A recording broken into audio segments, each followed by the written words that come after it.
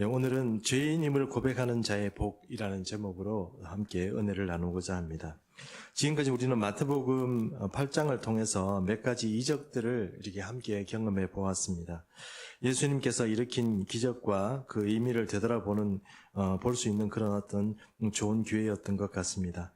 그리고 그때나 지금이나 여전히 예수님께서 그때도 기적을 베푸시고 오늘 우리 삶 가운데도 주님께서 원하시는 자들에게 기적을 베푸신다는 그런 사실을 우리가 생각해 볼 때 우리가 우리에게 가진 어떤 믿음이나 우리의 신앙생활이 또 어떻게 해야 되는지 한번 이렇게 짚어볼 수 있는 그런 어떤 시간이 되었다고 저는 생각합니다.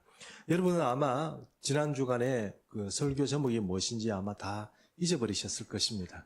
지난주 그도 잊어버렸는데 그 한 달 전에 있는 설교를 어떻게 기억하시겠나 싶습니다. 그러나 설교를 준비하면서 주님께 기도하는 제 입장에는 그것이 주님이 저와 여러분 우리 공동체에 주시는 그런 설교의 메시지라고 생각했기 때문에 그것이 제 마음속에 중요한 이야기들은 아직도 많이 남아 있습니다. 그래서 그런지 기도할 때나 우리 교회를 생각할 때나 여러분들을 생각할 때마다 이런 어떤 우리에게 주셨던 메시지들이 제 마음에 떠오르기도 하고 주님이 우리가 듣든지 안 듣든지 우리에게 향하여서 어떤 그런 메시지를 계속 주고 계시는구나 하는 생각이 들어서 참 감동하고 그렇게 감격하는 그런 어떤 순간들이 많았습니다. 근데 오늘 이제 그런 시간들을 지나고 오늘은 좀 다른 측면에서 이야기를 좀 해보려고 합니다. 우선 마태복음 9장 1절에서 8절 말씀에 보면 우리가 오늘 읽지는 않았습니다만 예수님께서 가버나움에서 친구들이 메고 온 침대에 들려왔던 중풍병자를 일으키는 어떤 그런 이적에 대해서 기록하고 있습니다. 그런데 이 이적은요, 사실 마가복음에 더 자세하게 그 의미와 그 내용들이 적혀 있습니다. 그래서 오늘 우리 마태복음 할 때는 그냥 잠깐 언급만 하고 뛰어넘도록 하겠습니다. 그래서 마가복음 할 때 그때 기회가 되면 이 말씀을 다시 다루도록 그렇게 하겠습니다. 그러나 한 가지 짚고 넘어가야 하고 싶은 것은 이 사건에서 중풍병자가 나은 것을 보고 하나님께 영광을 돌리지 않는 사람은 아무도 없었을 것입니다. 물론 예수님께서 죄를 사하는 문제에 대해서 얘기를 하셨을 때 바리새인들이나 서기관들이 반발한 건 있었지만 사실 중풍병자가 침대에 눕혀가지고 아무 어떤 역할도 못하는데 친구들이 메고 와서 이렇게 고쳐줘 하나님께로 예수님께로 데려왔고 그래서 예수님께서 그 사람을 고쳤다는 그 사실에 대해서 아마 왈가불가할 사람이 아무도 없을 것입니다. 거기에 대해서 뭐 잘못했다, 예수님이 잘못했다 이렇게 얘기할 사람은 아무도 없을 것이고 모르긴 해도 아마 예수님의 그런 일들에 대해서 사람들이 다 칭찬하고 놀라워했을 것입니다. 그런데 여러분 오늘 이야기를 이 가버나움에 왔었던 그런 어떤 중풍병자 이야기를 말고 그 이야기를 이제 지나고 와서 오늘 우리가 읽은 이 본문에 오면 이 중풍병자보다 더 못한 사람의 이야기가 하나 등장합니다. 그 사람의 이야기가 바로 세리 마태라는 사람의 이야기입니다. 그 이름은 세리 마태입니다. 마태의 다른 이름은 복음서에서 세리 레위라고 이렇게 말씀하고 있습니다.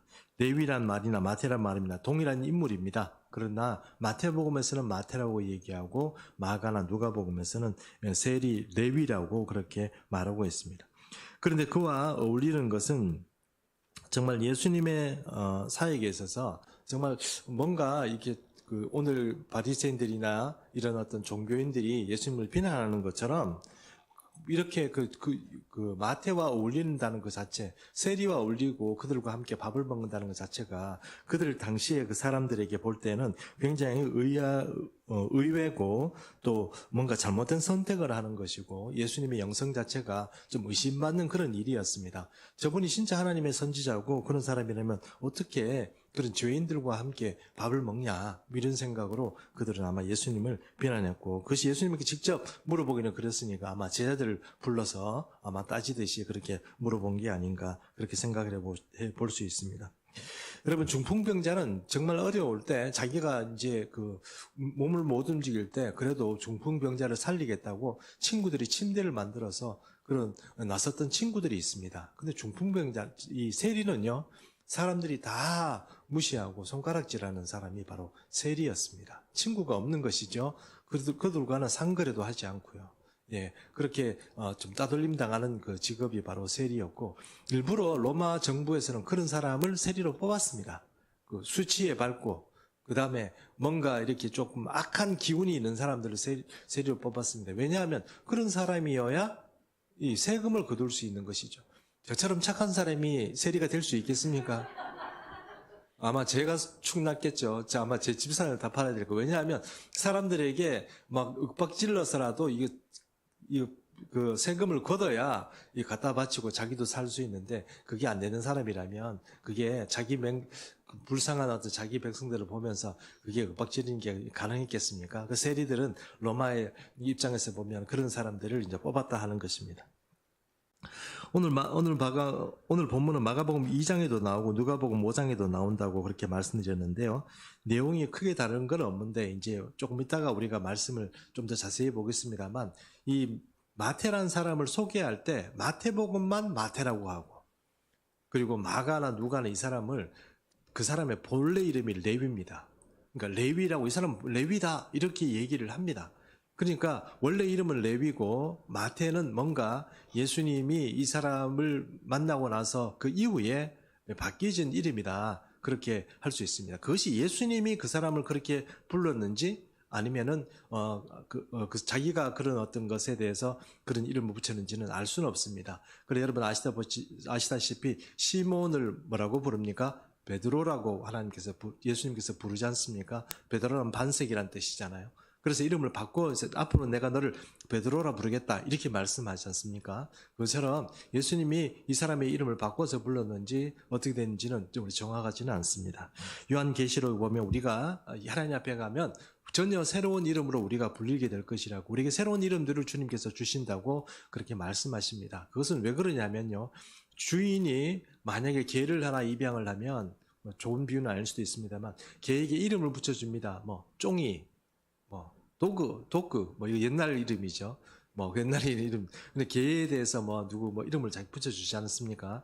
그러면 자기가 사랑하는 사람 이름도 붙이기도 하고, 어떤 개에게 이름 붙이는 것처럼, 그것은 주인이 마땅히 그 사람의 그 개에 대해서 어떤 그 소유권을 가지기 때문에 그 이름을 부르고 싶은 대로 이름을 붙이는 것입니다. 우리는 주님의 제자이고 이러기 때문에 우리가 하나님 나라에 갔을 때는 우리에게 하나님의 소유된 백성이라는 의미에서 우리에게 새로운 이름이 주어질 것입니다. 어쨌든 마태는 본인이 마태라고 자신을 소개하고 있고, 다른 사람들은 그 사람을 레위라고 그렇게 이야기를 하고 있습니다. 우리는 오늘 이야기를 시작하기에 앞서서 성경에 나오는 예수님의 비유 한 가지를 먼저 생각해 보는 것이 오늘 설교를 잘 이해하는 데 필요할 것 같습니다. 그 비유는 성전에서 기도하는 두 사람의 비유인데요. 한 사람은 바리새인이고 한 사람은 세리입니다. 두 사람이 성전에 올라가서 기도하는데 그 두 사람의 기도를 한번 비교해 봤으면 좋겠습니다. 누가복음 18장 10절에서 14절까지 말씀인데 한번 제가 읽어보도록 하겠습니다. 10절 말씀 읽습니다. 두 사람이 기도하러 성전에 올라가니 하나는 바리새인이요 하나는 세리라. 11절 바리새인은 서서 따로 기도하여 이르되 하나님이여 나는 다른 사람들 곧 토색, 불의, 간음을 하는 자들과 같지 아니하고 이 세리와도 같지 아니함을 감사하나이다. 이렇게 됐습니다. 그러면 세리가, 이 바리새인의 말은 어떤 뜻이라는 얘기입니까? 토색이란 것은 갈취한다 이런 뜻의 의미가 있습니다. 간음하고 또 불의하다, 그러니까 뒤에서 협작하고 이런 어떤 좀 사회적으로 볼 때 좀 이렇게 나쁜 짓을 하는 이런 사람이라고 봅니다. 그런 사람들하고 세리하고 같은 겁니다. 그 세리가 그렇다는 의미이기도 하고, 또 어떤 의미입니까? 세리하고 비슷한 그런 죄인들을 얘기할 때 이렇게 얘기를 하는 것입니다. 여기 간음한다는 얘기는 여러분, 우리가 흔히 말하는 간부, 그러니까 창녀들을 얘기하는 겁니다. 그래서 죄인이라고 얘기할 때 그 죄인이라는 것은 무슨 사람을 죽였다 이런 의미의 어떤 죄인을 얘기하는 것이 아니고, 신앙적으로 볼 때, 종교적으로 볼 때 이 사람이 하나님 앞에 설 수 없는 사람이다 이렇게 얘기할 때 바로 성경에서는 그 사람들을 죄인이라고 얘기하는 것입니다. 12절 건너뛰고 13절 한번 보겠습니다. 13절에 보니 세리는 멀리 서서 감히 눈을 들어 하늘을 쳐다보지도 못하고 다만 가슴을 치며 이르되 하나님이여 불쌍히 여기소서. 나는 죄인으로소이다 하였느니라. 그리고 14절 말씀입니다. 내가 너희에게 이르노니 이에 저 바리새인이 아니고 이 사람이 의롭다 하심을 받고 그의 집으로 내려갔느니라. 여기 누가복음에 나오는 이야기입니다. 자, 바리새인들과 이제 이 세리의 두 사람이 같이 성전에 올라가서 기도하는데 이 세리와 바리새인이 어떤 식으로 자기의 입장을 가지고 주님 앞에 기도하는지 그 내용들이 바로 이 누가복음에 나와 있는 것입니다. 이것이 여러분 우리 생각에는 뭔가 어떤 비유로서 나오는 거다 이렇게 생각할지 모르겠는데 사실입니다. 이것이 이렇게 사실적으로 사실은 이 말씀들이 묘사가 되어 있는데요. 이 비유를 보면 바리새인과 같이 자기 자신이 의롭다고 생각하는 사람은 세리를 죄인 취급했다는 것을 여러분 알 수 있습니다. 죄인 취급이라는 말이 아까 말씀드린 것처럼 종교적으로 문제 있는 사람을 말합니다. 그러니 사실 성전에 올라가더라도 사람들이 세리라고 하면 피했습니다. 세리라고 하면 피했습니다.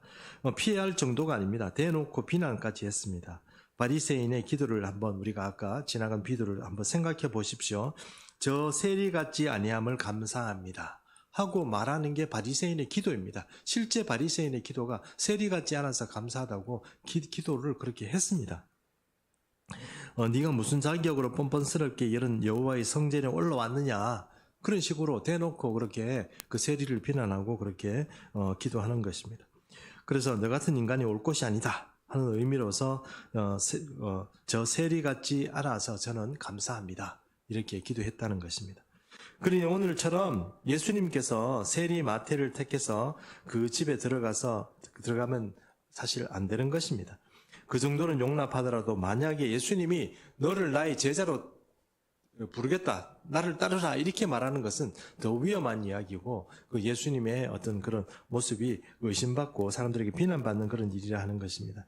일반적으로 우리는 예수님을 믿고 교회를 잘 이렇게 다른 사람에게 소개하기 위해서 우리 교회 좋은 교회입니다, 이미지 메이킹을 합니다. 우리 교회 이래가지고 이런 게 좋아요, 저런 게 좋아요, 목사님이 어때요, 뭐 우리 분위기가 어때요, 성도들이 어때요, 뭐 우리 교우들이 이런 분들이 많이 오세요, 뭐 이런 얘기를 하면서 이미지 메이킹을 많이 하는데요. 그것이 뭐 나쁘다는 의미가 아닙니다. 나쁘다는 의미는 아니지만 예수님부터 사실은 누구에게 마음이 있는 겁니까?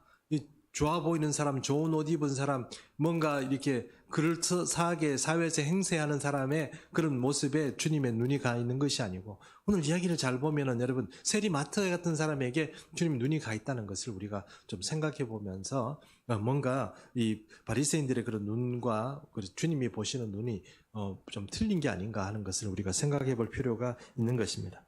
사실 오늘 마태와 같은 세리의 이야기를 해서 세리가 마치 바리새인들보다 더 순박하고 의롭다고 생각하는 분이 계신다고 하면 여러분 그거는 아닙니다. 세리는 진짜 나쁜 놈들이 많습니다. 네. 바리새인은 나쁜 놈이고 세리는 그래서 착한데 바리새인들한테 뭐 비난받고 이래서 그 사람들은 참 억울하다 이렇게 생각할지만 그게 아니고요. 세리는 진짜 나쁜 사람이 많습니다.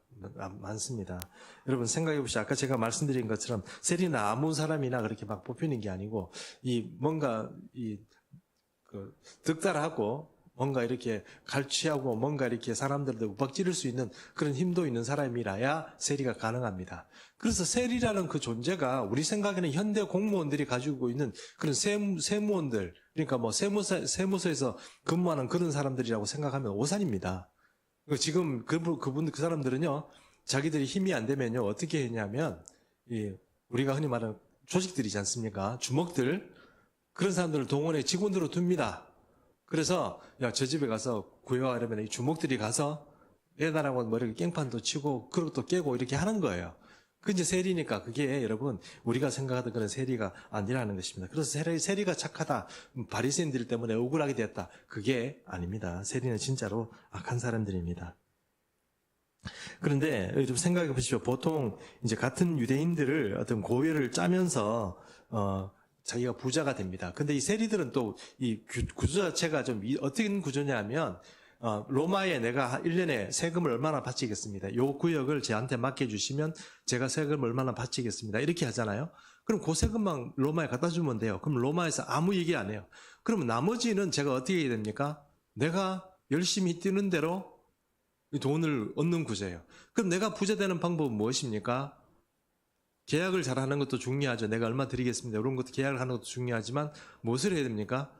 많이 세금을 걷어야 되는 것입니다. 부지런히 사람들을 괴롭혀가면서 세금을 걷어야 내가 부자가 되는 그런 구조라 하는 것입니다. 그래서 최대한 많은 세금을 과세해서 자신의 배를 채워오는 사람들이 이 세리의 대부분의 사람이었다, 그렇게 말씀드릴 수 있습니다. 세리들이 유대인들로부터 미움을 받는 건 어떤 면에서는 자연스러운 일이었고 뒷거래도 많이 하고 윤리적으로도 문제가 많은 사람들이었습니다. 게다가 당시 사회의 세리는 유대인들이면 누구나 들어갈 수 있는 그런 회당도 못 들어갑니다. 회당에 들어갈 자격이 안 주어져요. 성전에는 어떻게 올라갈지 모르지만, 그래서 성전에 들어갈 수는 있을지 모르지만 회당에는 이 출입이 제한됩니다. 회당에 들어올 수 없는 그런 사람 취급을 받았던 것입니다. 그래서 사람들이 이 사람들하고 교류도 하지 않았고요, 거래도 안 했습니다. 그리고 뭐 같이 밥을 먹는다, 이건 없는 거예요. 그런 사람들이 바로 세리였다 하는 것입니다. 그런데 여러분, 이렇게 얘기하면 우리는 당시의 어떤 통념으로만 이 세리 마태는 뭔가 핍박받고 아무 어떤 그 세리라는 그 직업을 통해서 아무것도 뭔가 얻을 게 없는 사람이라고 생각하기 쉽습니다. 그래서 만약에 예수님이 와서 넌 나를 따르라면 제가 따르죠 이러고 딱 던져버리고 따를 것 같지만 여러분, 그게 아닙니다. 이 세리도 나름대로 이 자기가 살아가는 삶의 방편이 있고 이런 것이죠. 마태는요, 가버나움에서 세리로 일하는 인물이었습니다. 가버나움이라는 곳은요, 로마 시대에 있었던 그런 어떤 유대의 도시로서 어떤 역할을 했냐면 이집트하고 다마스쿠스, 그러니까 위에 있는 시리아에 있는 다메섹하고 이렇게 연결이 되는 어떤 중간에 있는 그런 어떤 큰 도시입니다. 여기는 세관도 있었죠. 세관도 있고 회당도 엄청 큰 회관이 있었다고 그러지 않습니까? 그 당시에, 지금은 그렇지 않지만 당시에는 굉장히 큰 도시였습니다. 육상통로가 이렇게 연결되기도 하고요. 또 그 다음에 해상통로, 그러니까 갈릴리 바다하고 바로 있었거든요. 그러니까 갈릴리 바다에서 나오는 여러 가지 산물들을 같이 유통시킬 수 있는 그런 아주 풍성한 도시가 바로 이 가버나움이었습니다. 거기서 세리로 있었습니다. 그럼 이 사람의 수입이 어떻습니까? 괜찮았겠죠. 세리가 이 수입이 괜찮았습니다. 그러니까 요즘 제가 이런 말씀에서 참 조금 그렇습니다만 여러분, 물이 좋은 거죠. 네, 물이 좋은 거죠. 네. 갈릴리 물이 좋다는 뜻이 아니고 어떤 물이 좋은 거 아시죠? 물이 좋은 겁니다. 돈을 이렇게 쓸어 담기 좋은 장소라는 거예요. 그걸 마태가 관둬버린 거예요. 여러분, 우리 생각에는 그동안 핍박받았으니까 쉽게 가둘 수 있겠다, 이렇게 생각할지 모르지만, 제가 부정적으로 세리 이야기를 자꾸 하니까, 우리가 설교도 그렇게 하고 그러니까, 세리가 큰 은혜 받은 것처럼 얘기지만, 세리 입장에서 보면, 자기도 나름대로 잘 살고 있는 거예요. 돈도 많고, 잘 살고 있는 거예요. 아무것도 가난하면서 아무것도 없고, 힘도 없고, 권세도 없는 그런 사람이 아니고, 나는 잘 살고 있는 사람이고, 돈도 많은 사람이에요. 그런 사람이 세리였어요. 그것을 포기해야 된다 하는 것입니다. 마태는 자신에게 찾아온 하나님의 아들 예수께서 나를 따르라고 하신 그 한마디 말씀에 어떤 군말도 없이 일어나 따라버렸습니다. 세리를 과감하게 그만두고 예수님의 부름에 응답했던 것입니다. 앞으로 어떻게 뭘 먹고 살겠다, 이런 어떤 그런 것을 이렇게 생각해보고 이렇게 한 게 아니고, 나를 따르라니까 바로 일어나가지고 집에 가서 잔치 벌려가지고 친구들 벌려서 이렇게 친구들 부르고 죄인들을 불러서 같이 잔치해버렸습니다. 여러분, 이게 무슨 뜻인지 아십니까? 이제 이게 마지막 잔치란 뜻이에요. 이제 너희들하고 이제 내가 아주 큰 일을 이제 하고 내가 이거 정리하니까 오늘 가서 밥 먹어라, 이거예요. 송별식하고 비슷한 거예요. 그래서 마태는 사람들을 다 죄인들을 불러가지고 이제 바리새인 부르면 바리새인이 오겠습니까? 밥 먹으러 안 오죠. 친구들, 서기관 아는 사람들 누가 부른다고 오겠습니까? 그러니까 부르면 올 수 있는 사람들이 죄인밖에 안 오는 거예요. 그 사람들이 창녀든 세리든 그런 사람들은 불러가지고 내가 이렇게 해서 이제 예수님의 제자로서 이제 따라가겠다고 하고 잔치를 벌리고 이제 지금 그렇게 하는 것입니다. 이런 모습은 사실 좀 특이합니다. 뭐 어떤 특이한 점이 있냐면 오늘 저는 이 특이한 점을 이렇게 우리 한 3가지 정도로 이렇게 질문 형식으로 여러분과 함께 좀 나누어 가지고 오늘 이야기를 좀 이렇게 좀 이해를 했으면 싶은데요. 그 첫 번째 질문은 이겁니다. 마태는 왜 예수님을 바로 따라갔을까요? 왜 주저없이 날 따르라 이렇게 했다고 해서 마태가 자기가 있는 그런 재산도 있고 그 사회적 지위도 있지 않습니까? 그 남들이 어떻게 얘기하든 로마에서 로마 정부가 보장하는 그런 지위도 있고 그런데 그것을 왜 어떻게 그냥 바로 그냥 관두고 그냥 이렇게 따라갈 수 있었을까요? 그것은 마태는 세리였지만 여러분 아시다는 것처럼 이 마태는요 구약에 아주 박식한 사람이었습니다. 그 구약의 어떤 성경에 대해서 아주 박식한 사람이었다는 뜻입니다. 그는 메시아가 오리라는 말씀라고 말씀한 구약의 말씀도 알았고 그래서 예수님이 메시아라는 사실을 이해하고 있었던 것으로 보입니다. 여러분 우리가 이렇게 생각할 수 있습니다. 이렇게 아까 세리에 대해서 자꾸 부정적인 얘기를 하니까 사람들 생각에는 그러면 세리를 그냥 뭐 안 그래도 염증이 나는데 우리도 그런 얘기 하지 않습니까? 돈을 너무 많이 벌다 보면 어떻게 생각합니까? 돈 버는 것도 싫다 이런 경우가 생기지 않습니까? 이제 더 이상 고생하지 않고 신경 쓰지 않고 그냥 편하게 살고 싶다 이런 생각을 하신 적이 있으시죠 여러분도?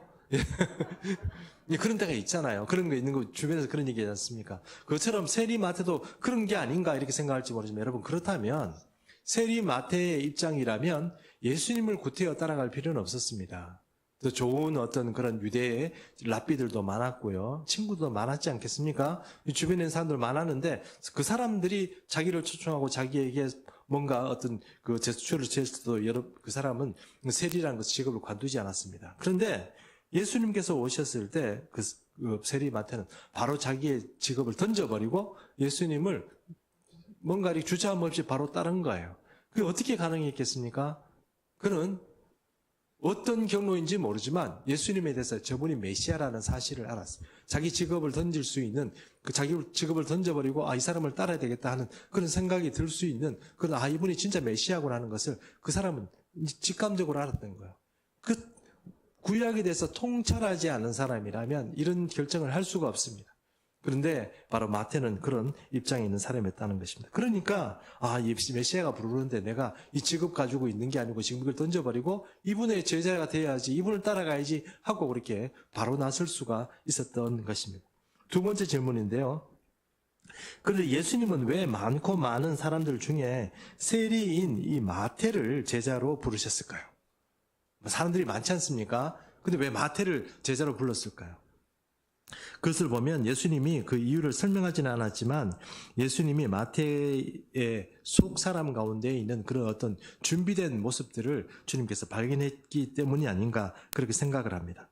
그것을 어떻게 알 수 있느냐 하면 여러분 마태복음을 한번 읽어보십시오. 마태복음을 누가 지었습니까?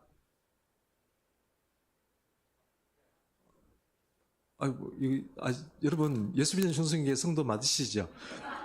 마태복음 마태가 지었죠. 그럼 누가 지었겠습니까? 마태복음 마태가 지었죠.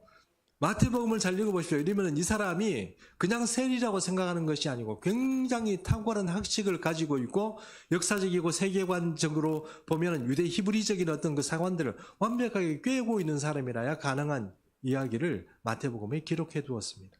그래서 마태복음은요, 예수님이 보실 때 이 사람은 마태가 히브리 사람들에게 가장 적합한 복음을 예수 그리스도의 복음을 전파할 수 있고 천국을 전파할 수 있는 사람이 마태였던 것입니다. 그래서 예수님은 이 사람을 보고 너는 세관에 앉아 있는 거 보자 말자 넌 나를 따르라 이렇게 된 거 아닙니까? 저는 여러분들이 어느 날 주님이 오시면 너는 나를 따르라 이렇게 바로 픽업되는 그런 축복이 있게 되기를 축복합니다. 세 번째 질문입니다. 그렇다면 이렇게 부름받은 마태는 어떻게 살았을까요? 예수님의 부름을 받고 마태는 어떻게 살았을까요? 우리가 자세히 알지는 못하지만 그의 마음을 이해할 수 있는 한 가지 실마리가 있습니다. 이 마태라는 사람이 그 이후의 삶을 어떻게 살았는가 하는 것에 실마리가 딱 하나 있어요. 그 실마리는 자기의 가족도 아니고 그 이후에 이 마태복음이라는 사람의 어떤 그런 결과는 마태복음이라는 이 책을 통해서 알 수 있고 나머지 우리가 알 수 있는 게 거의 없어요. 그런데 여러분 이 이 사람에 대해서 자기의 삶을 예수님 믿고 나고 예수님의 제자가 되고 난 이후의 삶을 어떻게 자기에게 규정하느냐 하는 이야기가 딱 한 군데 실마리가 나오는데 그게 이름입니다. 아까 제가 말씀드렸죠? 마가복음은 누가복음에는 이 사람을 누구라고 얘기한다고요? 예, 세리 레위라고 얘기한다고. 그 사람 이름이 본래 레위예요. 그럼 아마 모르긴 해도 그 사람 자기가 나와서 자기 이름을 지었지는 않았을 테니까 그 부모들이 그 사람의 이름을 레위라고 지어줬겠죠.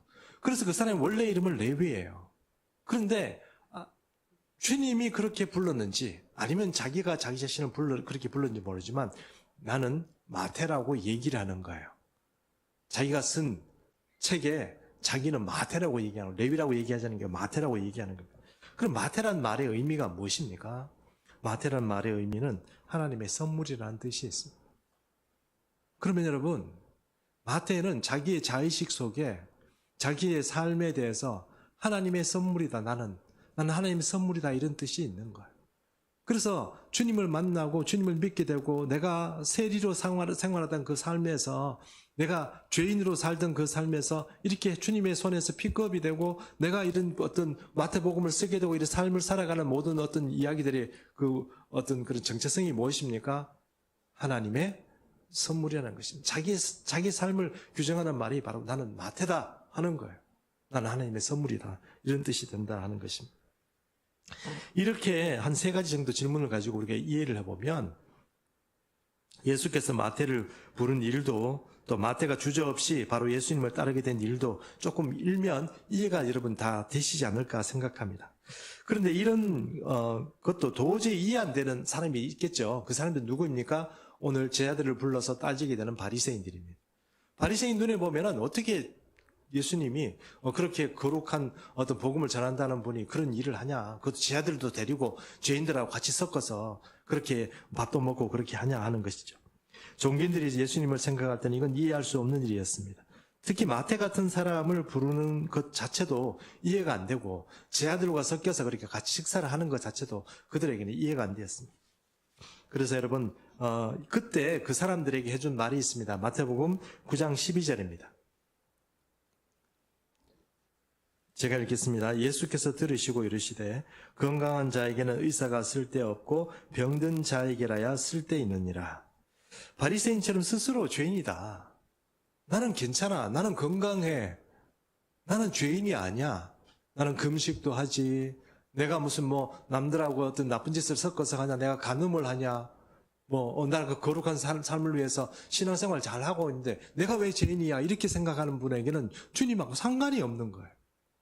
근데 주님, 저는 죄인이에요. 이렇게 가슴을 치며 주님 앞에 나오는 사람에게는 정말 여러분, 주님이 바로, 오시는, 주님이 관심 있어 하시는 그런 사람이, 그런 존재가 된다는 것입니다.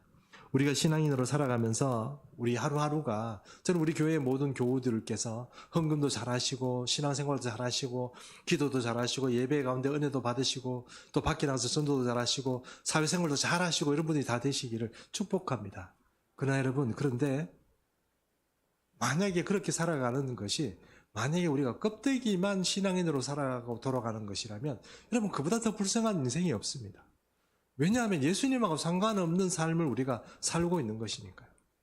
나는 좋은 그리스도인으로 남에게 비칠지는 모르지만 주님이 내 자신을 인정하지 않는 그런 신앙인으로 살아간다면 여러분, 그보다 더 비참한 일이 어디 있습니까? 우리가 차라리 뭔가 헌금할 돈으로 밥 사 먹는 거 낫고 가족들에게 뭔가 따뜻한 밥에 한 끼 더 먹이고 회식이라도 하는 게 낫겠지.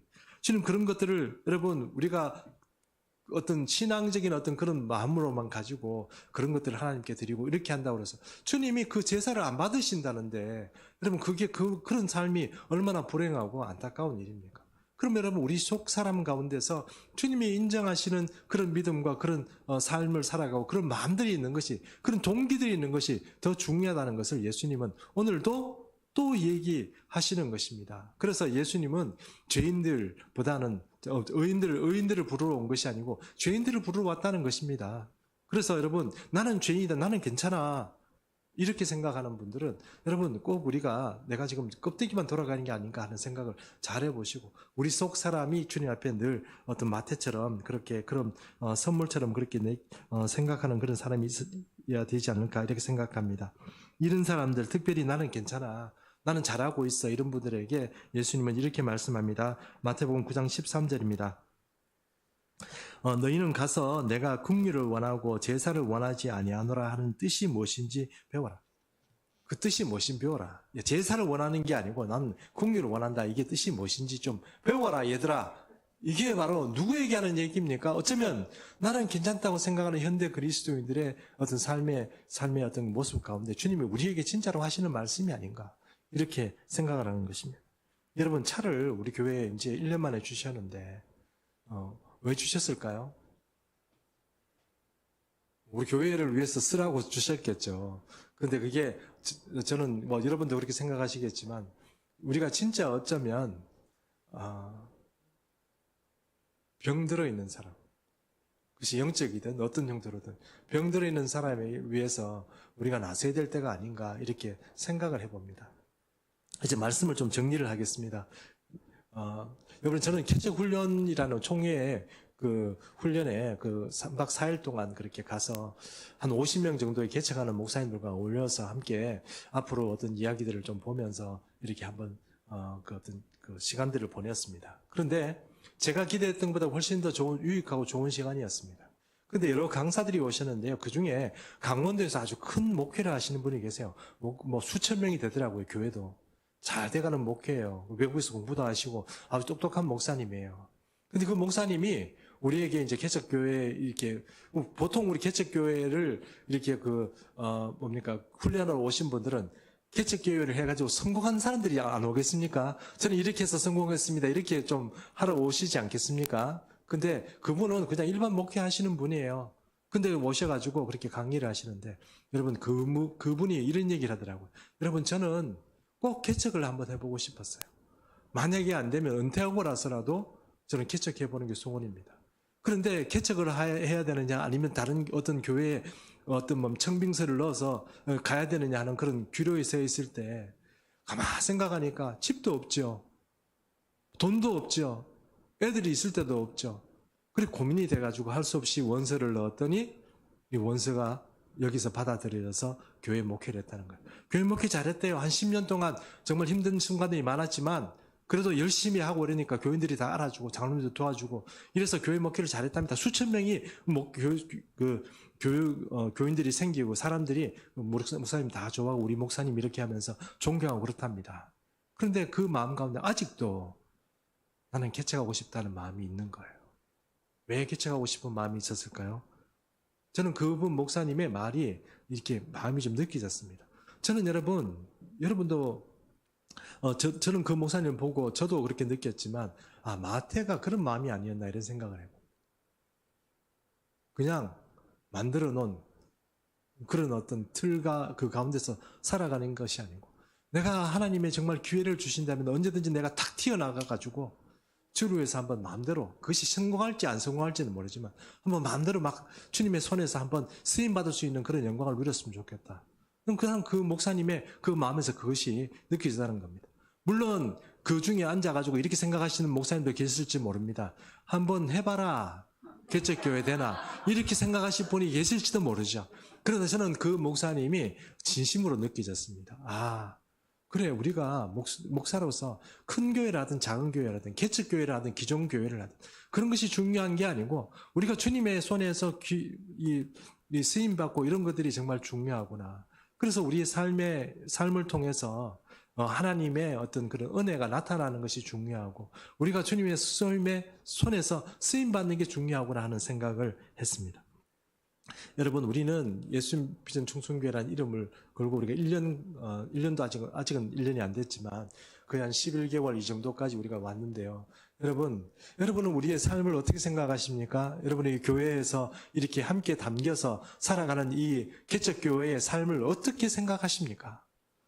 여러분, 한 번도 여러분은 제가 생각하기에 표현은 좀 죄송합니다만 저도 그렇게 생각했고 저는 이것이 우리에게 주는 선물이라고 생각해 본 적은 한 번도 없습니다. 하나님이 우리에게 선물을 주셨구나. 그냥 신앙생활 하면 다 예수님이 관여해 주시고 사랑해 주시고 품어 주신다고 생각했지. 한 번도 주님께서 정말 주님을 간절히 사랑하고 그 마음에 동기가 있는 사람에게 주님께서 찾아오시는 걸 하는 생각을 못했습니다. 우리의 삶에 어떤 역사들이 나타나지 않고 뭔가 왜 예수님이 멀리 떨어져 있을까 한번 생각해 보신 적 있으십니까? 그것은 어쩌면 우리가 우리의 삶 자체를 마태가 생각하는 것처럼 내 삶 자체를 하나님께서 내게 주신 것이고 내게 선물이라고 생각하고 이 시간들이 이런 기간들이 함께 예배드리는 이 모든 공간들이 주님께서 내게 주신 선물이고 내 일생에서 매우 중요한 시간이다 이렇게 생각해 보지 않는다 그러면 여러분 우리가 어디를 가나 다 마찬가지 다 신앙생활을 할 수는 있지만 여러분 우리가 어쩌면 지금 마태처럼 그런 마음으로 우리가 살아야 될 때가 아닌가 생각을 합니다. 여러분 오늘 예수 믿는 충성교회에 이렇게 온 것이 여러분들의 생각에는 어떤 생각을 가지고 계시는지 모르지만 이 순간 우리가 언제까지 같이 할지는 모르지만 이 순간 여러분 주님께서 우리에게 주신 선물이라고 생각했으면 좋겠습니다. 저도 여러분이 저와 함께 여러분이 일하게 하신 것이 선물이라는 것을 알겠습니다. 주님이 보내주신 내게 정말 허락하신 특별한 선물이라는 것을 알겠습니다. 여러분도 제가 부족하지만 이윤목 목사를 만나고 함께 신앙생활을 하게 된 거 이것도 어떻게 생각하면 하나님의 선물이다. 나는 그렇게 여러분이 여겨줬으면 좋겠습니다.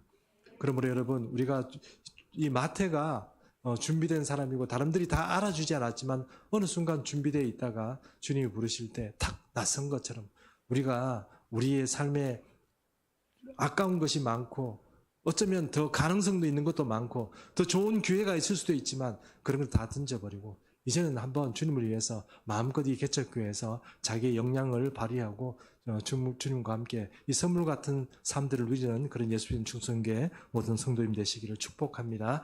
이제 우리 함께 찬양 부르시면서 예배를 마치도록 하겠습니다.